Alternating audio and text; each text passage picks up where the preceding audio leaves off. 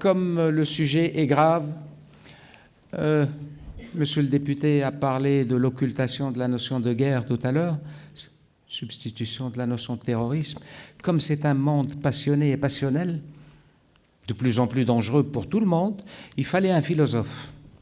Et nous pensons avoir trouvé l'un des meilleurs en termes de philosophie, et non pas en termes de docteur en philosophie télévision, on ne le voit pas beaucoup à la télévision, mais un vrai philosophe, Yves Roucotte, c'est à vous.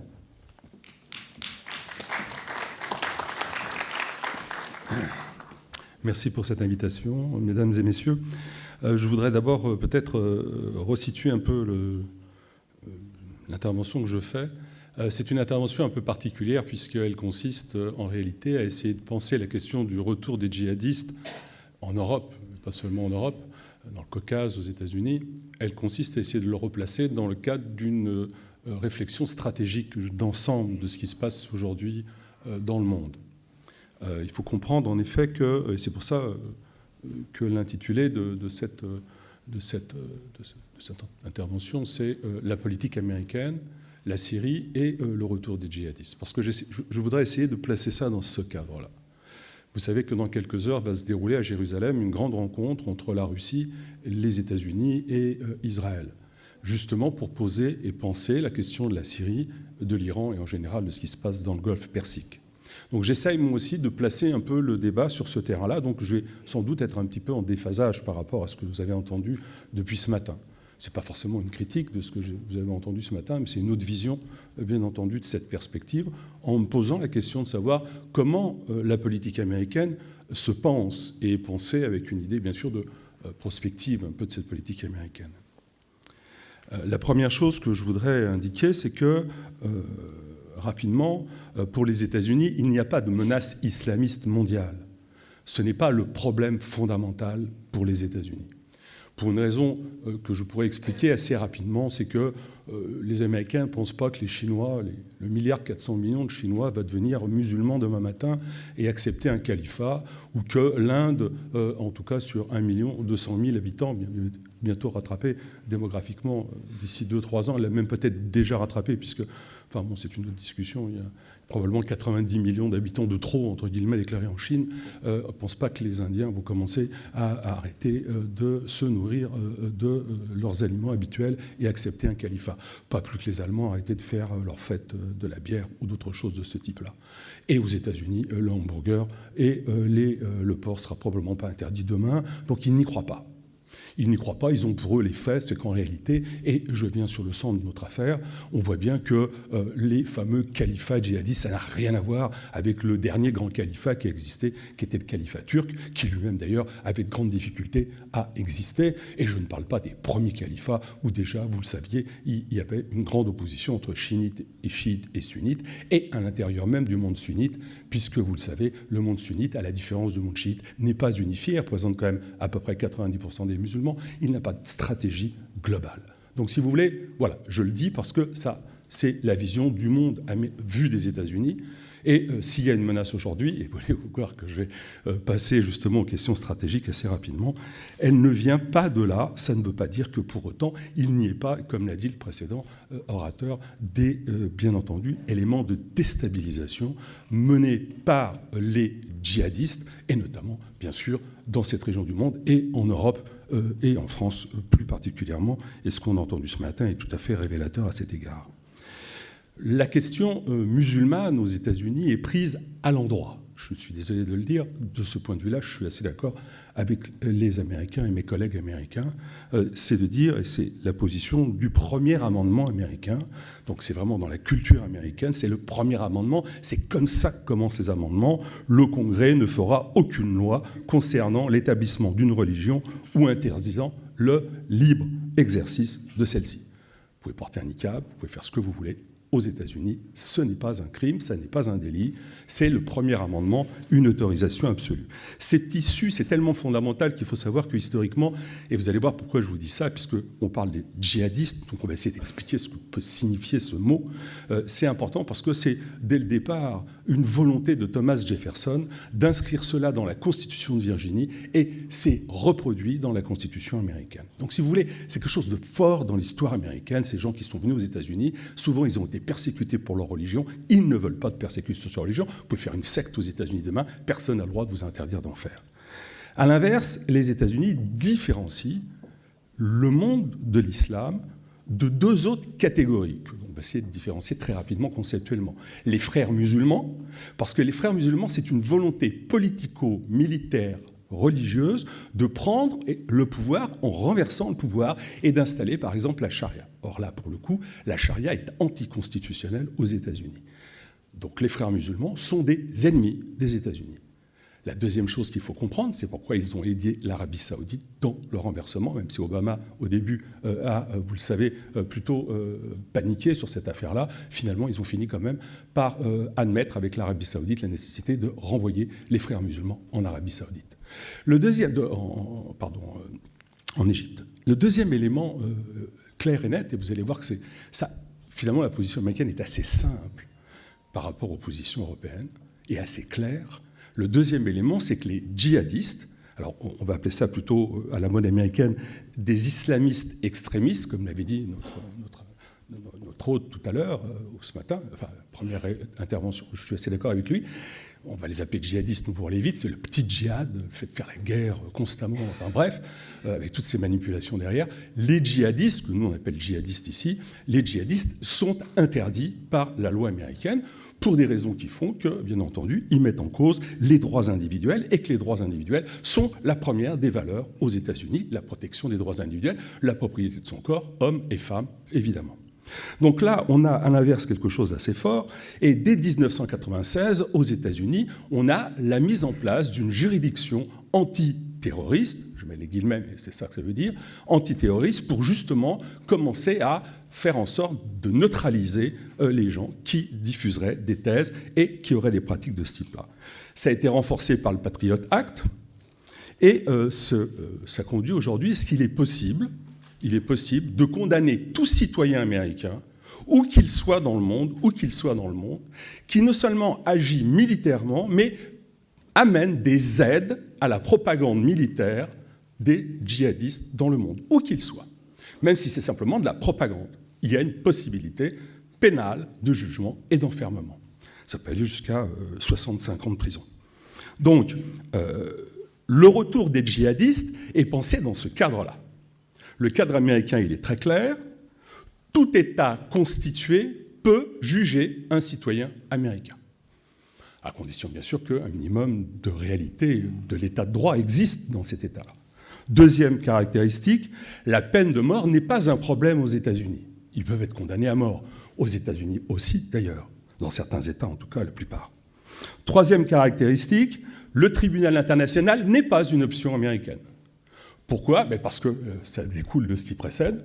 Les citoyens américains peuvent être jugés sur place ou, et on verra pourquoi, le cas échéant, jugés aux États-Unis, comme tous les autres citoyens peuvent être jugés sur place ou rapatriés dans leur pays. Il n'est pas nécessaire, du point de vue américain, d'une autorité pénale, d'une juridiction pénale au-dessus des États, qui menacerait d'ailleurs, parce que les Américains ont peur de ça depuis le début, qui menacerait la souveraineté américaine et qui permettrait donc d'intervenir dans les affaires intérieures des États-Unis. Donc ils n'y sont pas favorables. Quatrième position très claire, la nationalité américaine ne peut pas se perdre. Très concrètement, il y a eu un jugement de la Cour suprême il n'y a pas très longtemps qui a rappelé qu'il n'appartenait pas à l'exécutif de décider qui était citoyen. Juridiquement, c'est le pouvoir judiciaire qui doit décider. Le pouvoir judiciaire s'en tient à la lettre de la Constitution. Un citoyen américain reste citoyen américain.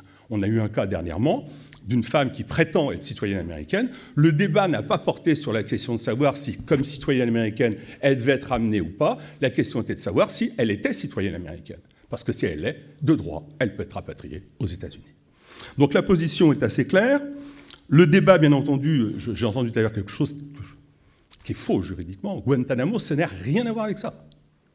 Guantanamo, c'est un problème juridique encore américain.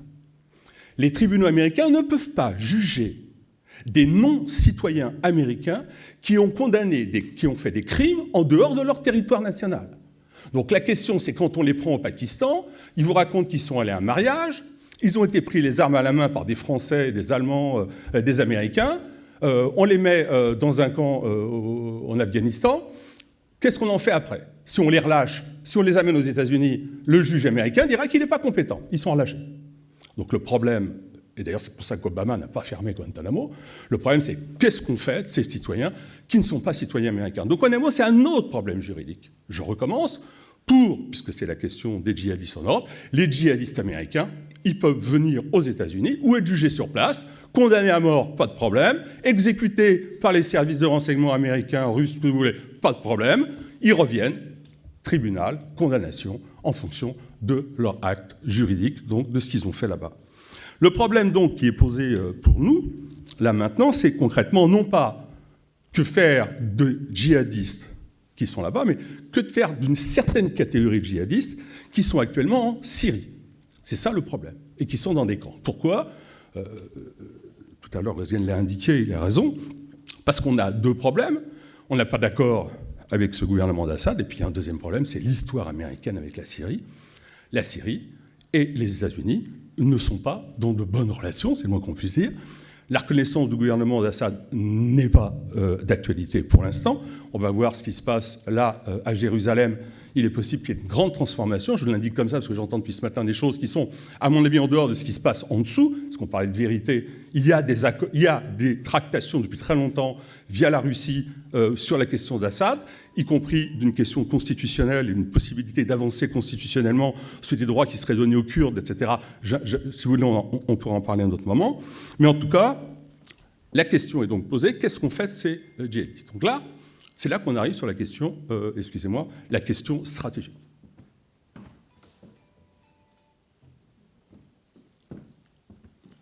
La question stratégique pour les États-Unis, il faut la voir à travers l'histoire américaine, la dernière histoire américaine. Ce qui s'est passé aux États-Unis, c'est très particulier, c'est l'élection de Trump. L'élection de Trump, c'est pareil en France, vous savez, on a vite fait de considérer que c'est un crétin, que c'est un abruti, etc. Ou alors, c'est un type qui ne sait pas ce qu'il veut, ou c'est un type incohérent. C'est un type parfaitement cohérent. La politique américaine de Trump est parfaitement cohérente. Trump, il est issu d'un courant américain qui est un vieux courant américain, très profond, très puissant dans les États-Unis, depuis la création des États-Unis, depuis Washington. C'est un Washingtonien. En réalité, on les appelle les Jacksoniens. C'est quelqu'un qui est sur un courant patriote. Ça veut dire que America First, c'est ça sa position. America Great Again, America First, tout ce que vous voulez, tout ça, c'est le même courant de pensée. On regarde les intérêts des États-Unis. Toute la politique américaine, internationale, d'où la fin des accords ALENA, la fin des accords transpacifiques, etc., le retour des accords bilatéraux, c'est on remet tout à plat, parce que ce qu'il faut, c'est ce qui est bon pour les États-Unis, c'est tout. Il n'y a plus cette vision moraliste qu'il y a pu y avoir, y compris avec Obama, il n'y a plus cette vision de coopération qu'il pouvait y avoir de manière classique, c'est une nouvelle vision du monde, qu'entre parenthèses, Poutine a parfaitement compris, parce que, je m'excuse de le dire de manière aussi crue, Poutine, quelque part, a aussi une position de Russie first. Donc, si vous voulez, on a quelque chose, et les hommes, finalement, ces deux hommes, se comprennent beaucoup mieux qu'on ne peut le croire. C'est pour ça que les négociations qui ont commencé déjà peuvent peut-être porter plus de fruits que peut-être certains semblent croire ici même. L'axe que Trump a développé depuis sa prise de pouvoir est clair. Il est « je retrouve mes alliés traditionnels ». Les alliés traditionnels, c'est qui? Pour en rester à la région, c'est l'Arabie Saoudite, Israël, l'Inde. Bien entendu, ça veut dire aussi qu'on a des ennemis, entre guillemets, et d'ailleurs, Trump a utilisé le mot « ennemi » en parlant de la Chine. Il l'a utilisé depuis 2011. Ce n'est pas d'aujourd'hui que Trump utilise ce terme-là pour désigner la Chine. On a donc en face, dit-il, un axe, qui est un axe Chine, qui va effectivement s'allier avec l'Iran, qui va s'allier avec l'Irak, qui va s'allier avec la Syrie, en tout cas qui essaie de s'allier avec la Syrie, avec la Russie. Je passe sur les détails. La grande stratégie de Xi Jinping, qui au fond, quelque part, est aussi lui, China First, il consiste à dire, nous allons créer, je ne fais pas le développement trop longtemps parce qu'autrement je serais trop long, ce qu'on appelle la fameuse route de la soie. En fait, c'est deux routes, une route terrestre et une route maritime, avec ce qu'on appelle le collier de perles. Le collier de perles, c'est toutes les bases militaires que la Chine met en ce moment pour contrôler l'océan Indien et pour contrôler notamment les ressources pétrolières, et aussi développer son influence jusqu'à l'Europe de l'Est, l'Europe orientale, par des accords notamment avec la Bulgarie, la Roumanie, etc., jusque des accords avec la Pologne, pour décrocher d'ailleurs ces pays, entre parenthèses, de l'Union européenne. Enfin, ça, c'est autre chose. C'est la stratégie de Xi Jinping. Je recommence. La position américaine, elle est claire. La puissance américaine. Ils ont, dans ce cadre-là, plusieurs problèmes à traiter. Le premier problème, c'est la Turquie. On en a parlé tout à l'heure. Mais il faut voir le problème turc à travers la position américaine, quand on étudie la politique américaine. La Turquie est membre de l'OTAN. La Turquie n'a pas vraiment joué le jeu. On le sait bien, ce n'est pas la première fois. En même temps, les États-Unis ne veulent pas que la Turquie se décroche. Et donc, d'un seul coup, on retrouve avec nos djihadistes. Qu'est-ce qu'on en fait de nos djihadistes? La question des djihadistes, vous voyez que ce n'est plus la question des djihadistes, c'est une question stratégique, et c'est la question notamment des Kurdes. Les Kurdes font partie de l'axe américain. Ce sont des alliés des États-Unis. Et le problème, c'est que si on laisse les Kurdes se développer, eh bien, on risque d'avoir une intervention turque. Et donc, la question, c'est de savoir comment on peut préserver les Kurdes, comment on peut faire en sorte que ça s'apaise dans l'alliance turque-américaine, les États-Unis, et comment on peut faire en sorte que les Kurdes ne s'isolent pas et ne s'appauvrissent pas, et militairement ne s'affaiblissent pas, parce qu'il faut, et vous l'avez dit tout à l'heure, gérer ces tonnes, ces centaines, ces milliers de gens qui sont dans les camps, qui sont là, et que les Kurdes n'ont pas les moyens, en réalité, ni militaires, ni financiers, ni humains, de gérer. Donc la position américaine, d'un seul coup, vous la comprenez, elle est claire. Il faut aider les Kurdes. J'insiste un tout petit peu. Relation, donc il faut régler la question syrienne. C'est une question urgente pour les États-Unis. Vous avez vu que les problèmes qu'il y a dans le Golfe avec l'Iran la rendent encore plus urgente. Ils n'ont pas envie de se battre sur deux fronts. C'est pour ça qu'à mon avis, c'est pour ça que les négociations diplomatiques aujourd'hui avancent si vite. Je ne sais pas si elles aboutiront, on verra après, je ne peux pas lire le mar de café, mais je constate qu'il y a une vraie urgence du côté américain à essayer de régler cette question. Depuis 1963, vous voyez, je remonte un petit peu à fond, je fais un tout petit historique et on va finir parce que je ne vais pas rester trop longtemps.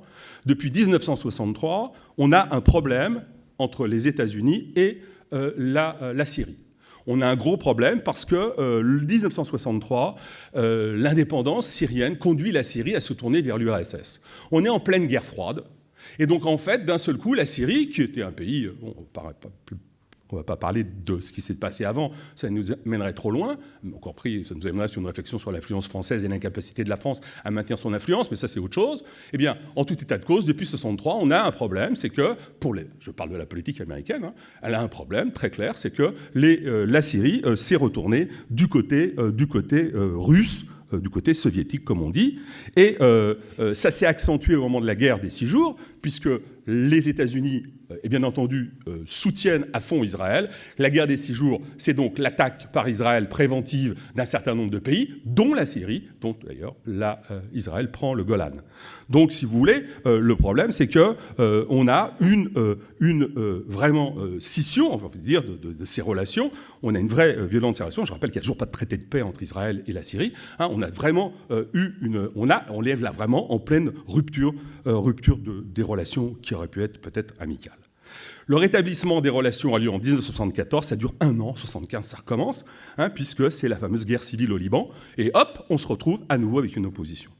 Donc je fais pas tout l'historique. En 90, on a un petit réchauffement, parce que la Syrie accepte l'intervention contre celui qui est devenu un peu son ennemi principal, c'est l'Irak. Hein, le parti basse syrien et le parti basse irakien sont rentrés dans de violentes oppositions, et le parti basse syrien soutient l'intervention contre l'Irak à propos du Koweït. Réchauffement des relations avec les États-Unis. Ça se refroidit assez vite à nouveau au moment de l'intervention en Irak, où la Syrie va devenir le seul allié d'ailleurs militaro-politique de Saddam Hussein au moment de l'intervention. Les autres capitales protestent, mais bien entendu, elles ne font rien. En 2003, donc, opposition, je la fais vite, Obama arrive.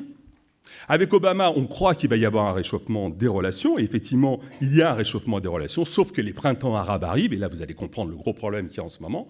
Les printemps arabes arrivent. Le printemps arabe en Syrie, une partie de la population, ne veux pas rentrer moi, dans des débats dont finalement je n'ai rien à faire. Une partie de la population demande la démission d'Assad. Obama prend position pour cette population. Ça crée évidemment une rupture nouvelle et encore violente avec Assad.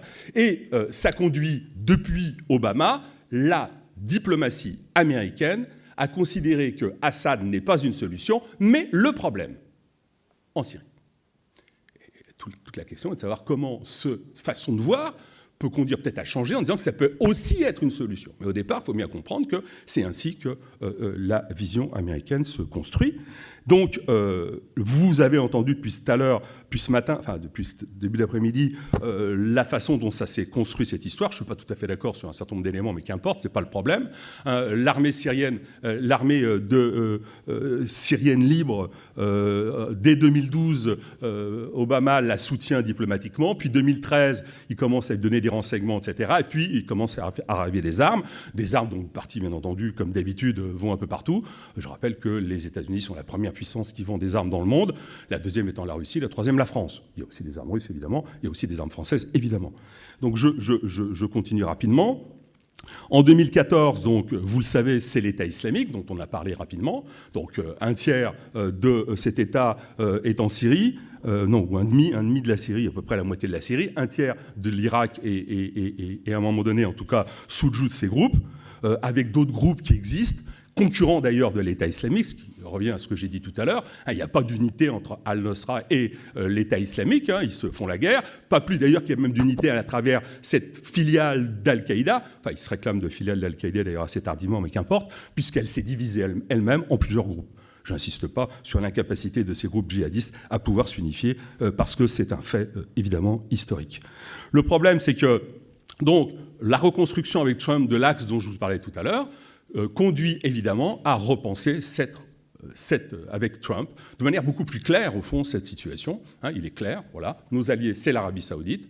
L'Arabie saoudite mène son attaque, notamment pour se défendre, c'est la position de la diplomatie américaine, je me contente encore une fois de faire l'analyse de cette diplomatie. Elle essaye de se défendre contre l'attaque de l'Iran, notamment via le Yémen. Elle essaye de se défendre de l'attaque de l'Iran via le Hezbollah, via le Hamas. Elle essaye de se défendre de l'attaque de l'Iran via y compris l'intervention parfois paradoxale de l'Iran en Irak, où l'Iran met la main sur une grande partie de l'Irak, en vérité, sur une grande partie de la politique irakienne. La position des États-Unis, c'est donc pas très compliqué.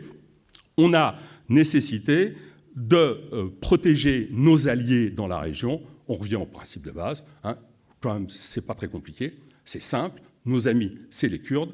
La question, c'est qu'est-ce qu'on fait avec ces Kurdes? Question redoublée par le fait que, et là il faut bien le comprendre, l'ennemi principal des États-Unis, c'est la Chine. Aujourd'hui, je le rappelle, la Chine est une puissance, contrairement à ce qu'on dit, qui n'est pas forcément montante, mais qui diplomatiquement l'est. Militairement, elle est évidemment très loin de la puissance américaine. Il faut quand même comprendre de quoi on parle. Les États-Unis, le budget de la défense américain, c'est 710 milliards de dollars. 710 milliards de dollars. Le budget du seul renseignement américain, c'est environ 83 milliards de dollars. Pour vous donner une petite idée, le budget du renseignement français, ça doit être autour de 2 milliards de dollars. Le budget du renseignement chinois, on a du mal à savoir combien il est, mais il doit être à peu près 4 fois moins élevé que le budget du renseignement américain. Et en termes de puissance militaire américaine, le budget militaire chinois, même si on ajoute des bouts de ficelle et tout, il est au maximum de 220 milliards de dollars. Donc 4 fois moins élevé que le budget de la défense américain. Donc il faut bien comprendre une chose. Les États-Unis considèrent qu'ils ont une menace. Dans les rapports de force aujourd'hui, dans cette menace-là, ils considèrent qu'ils ont les moyens de faire plier la Chine. La Chine, à l'ONU, met ses vétos systématiquement au bénéfice de l'Irak, de l'Iran, de la Syrie, de manière tout à fait claire. Elle empêche, elle soutient, et on l'a encore vu dernièrement, y compris par des conseils et par des interventions, puisqu'on a vu dernièrement les dirigeants chinois intervenir auprès de certains dirigeants syriens et pour essayer de les convaincre que c'était leur meilleur allié.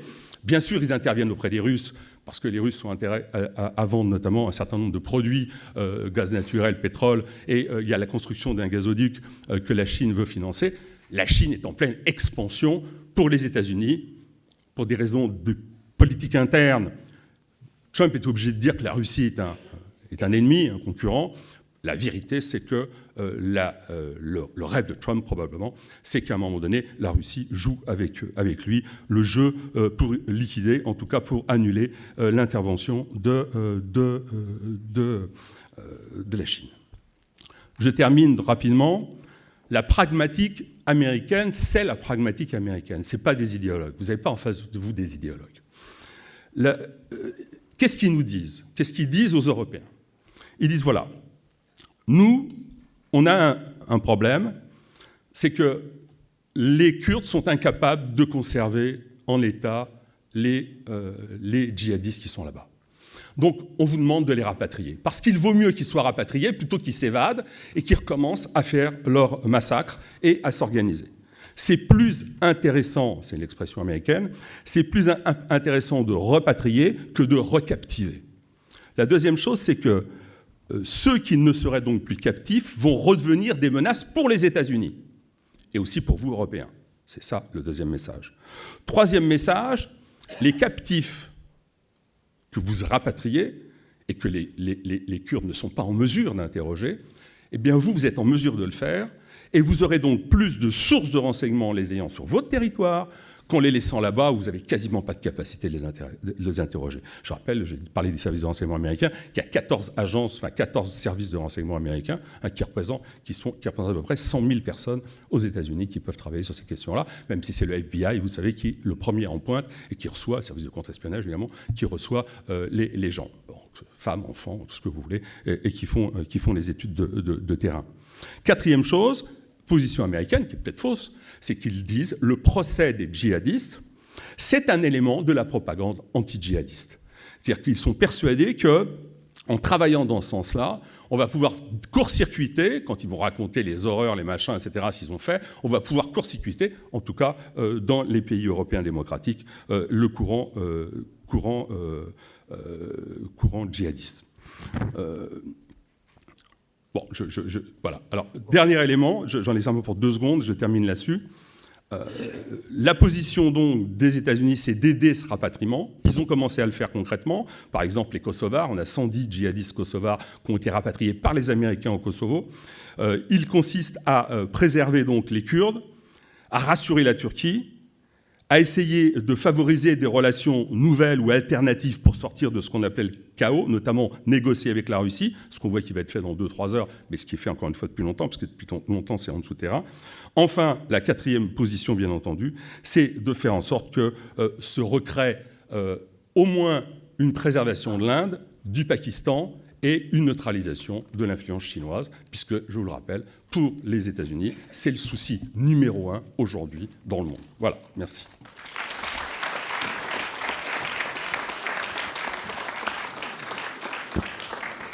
Merci, M. Roucaud. Pas une fois, ni Leibniz, ni Kant, ni même Carl Schmitt, ni Raymond Aron. Mais oui, tout à fait, tout à fait. Oui, les philosophes sont capables de faire de la géopolitique. Je pense même qu'ils sont les meilleurs en géopolitique, n'est-ce pas?